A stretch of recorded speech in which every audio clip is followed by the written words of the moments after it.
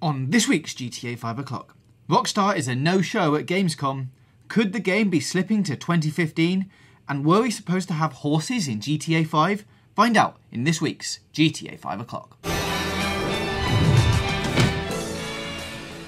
Hello and welcome to episode 88 of GTA 5 o'clock. I am your host James Jarvis, and unfortunately it's just me today. Yes, Dan is still away sunning himself, but don't worry, he'll be back next week. And Iain, Mr. Trophy Wilson, is currently upstairs getting terrified by the new Silent Hill game, so look out for more footage of that on the channel. But we are here to talk about GTA and Rockstar, so let's get straight on and do that.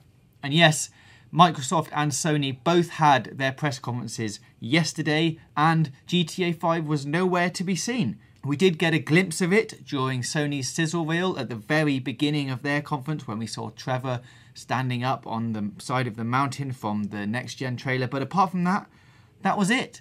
There's nothing on the newswire from Rockstar, and to be fair, I wouldn't expect them to put anything up during all of these Gamescom announcements. They normally want to distance themselves one side or the other just to make sure they don't get lost in everything. Not that they would get lost, obviously, but that's normally what they like to do. So as of time of recording, there is nothing on the newswire yet. So what does all this mean for GTA 5 on next gen? Well, is there a possibility that the game could be slipping into next year?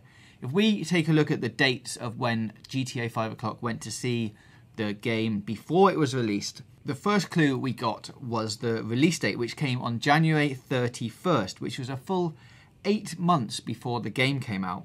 Then we got to go and see a single-player preview of the game on the 2nd of May. Now, it was about 4 months before the September 17th release date. And the online preview was about a month before on August 15th. Now, the game obviously already exists, and doing proper previews and reviews in the sense of a brand new game wouldn't really make sense, because it's going to be essentially the same stuff, but it is going to look a lot nicer, and you are going to want to go and give people the opportunity to play through the game again and see all of the new improvements. And with it being August already, they're not leaving it that long if you're going for an end of year sort of November, December release date, and that's only sort of 3 or 4 months away.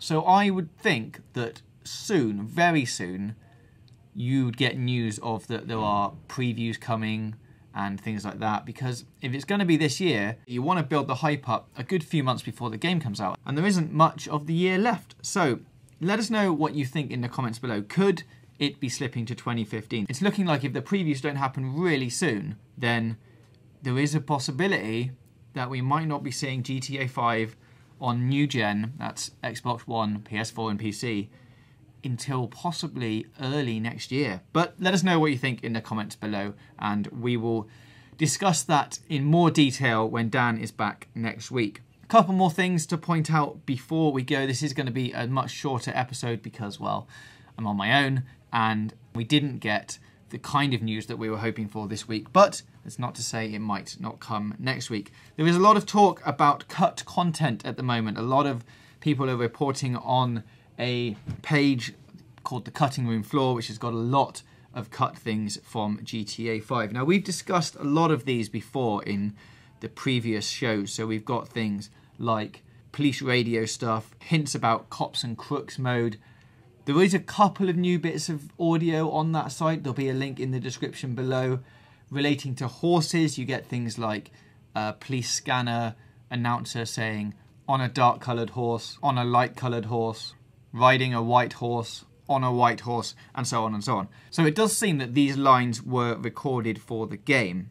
But, as we know, things do get cut in development. And to try and fit horses into the world of GTA 5, I'm sure they could exist as animals that you can go and look at, much like the wildcats and the sharks. But actually being able to ride them, like, I mean, they're going to be pretty slow, and I don't really know where they'd fit into the story so much. They might just be nice scenery dressing. Now, we have seen that out the back of the casino there is a racetrack. Now, that could be for horses. It could also be for dogs. But if you put horses in there, then there is a real possibility that you can go and steal those horses and ride them off around the city, which would probably annoy the cops because you'd be on horseback shooting everyone, I'd imagine. So it could be that this is coming in the DLC if the casino opens and we've got gambling on horse races, then yes, there is a possibility that that audio will be used. There's a few other bits on there, like recordings for the Annihilator and a Fraction and a Dukes. These are all vehicles, but as we've said before, have most likely been cut from the game in development. There is also the suggestion that a prison break mission could have existed at some point. Now, as we know, the prison is a very underused asset in the world of GTA 5 and Los Santos. It's something you can go and visit, but you never really go up to it in the main game. We also know that there was a mission cut at Fort Zancudo, so all of this could tie into the same kind of set of events. But again, it's probably a thing that was put in there, was tried out, didn't work, and was taken out. The fact that this code still remains in some of the files doesn't really tell us much. It tells us that at one point they existed, but it could just be leftover code from old builds of the game, and it was never intended to be seen by any members of the public. This kind of deep diving into the GTA 5 code has never really been done in a GTA game before, so it's likely that we're going to see a lot of things that we're not really meant to see, and speculation and rumours are built off that, but I'd say it's nothing more than just cut content. I could be wrong, but I'm sure we will see very soon. But what did you think about all that cut content? Let us know in the comments below, and again, we will discuss it all in more detail next week. Finally, let's move on to the Snapmatic competition, and the theme last week was Hollywood or Vinewood. Now, we had a lot of great entries again. A lot of you have seemed to have gone down the classic sort of Hollywood black and white chromey filters theme, which is really nice to see. Let's start with this one from Slender Rendon 16. Now, this is a great shot of what is a classic sort of Hollywood 60s movie scene. You've got the lovely car there and the lights and a bit sort of film noir-esque setting. That's a great shot. Moving on to Simon Richardson, and he's managed to find GTA 5's representation of Marilyn Monroe and Charlie Chaplin there on a billboard. Again, another classic Hollywood picture that really shows off the theme. Moving on to slightly different shots now, and we've got Gareth Bryan again. He is a regular contributor to the Snapmatic competition. Now, this I've picked out because I think it really shows off Vinewood or Hollywood. I've decided it's like an action movie shot. This guy's coming out of the smoke with his gun. He's on set. It's like a behind the scenes thing. He's obviously filming the next great Vinewood action movie there, and he's just emerged out of the smoke, probably having rescued the president's daughter and saved the world for the 5th time. So great work, Gareth Bryan. Next up, we've got Sandman, and he's gone for the classic Vinewood/Hollywood silhouette, and he's plonked a big American car in the foreground there. That's a great shot. I really thought it represented everything you can see about Hollywood, Vinewood, LA there. Well done to you, Sandman. But our winner this week is Van Bram Deboshi, who has sent this picture, which perfectly captures Vinewood, I think. It's got the red carpet, it's got the paparazzi, and it's got the movie star there.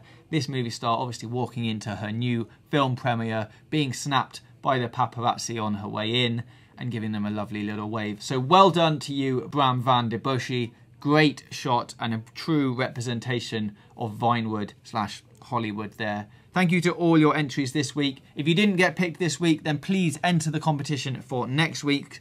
The theme for next week is going to be Chop. That's right, Franklin's beautiful little helper. So take him out into interesting locations, get him doing things that maybe we haven't seen before, or, you know, just take some really nice stylish pictures of him. That is the theme, Chop. So to enter the competition, put your links in the comments below, or send them to us on Twitter at GTAV or on Facebook at facebook.com/GTAV. So that's it for this week. Sorry it's such a short episode, but as I said, I am on my own and you probably don't want to hear me ramble on and on and on. We will wait for Dan to get back and we will have a proper in-depth discussion next week. So be sure to come back then on Wednesday at 5 PM GMT.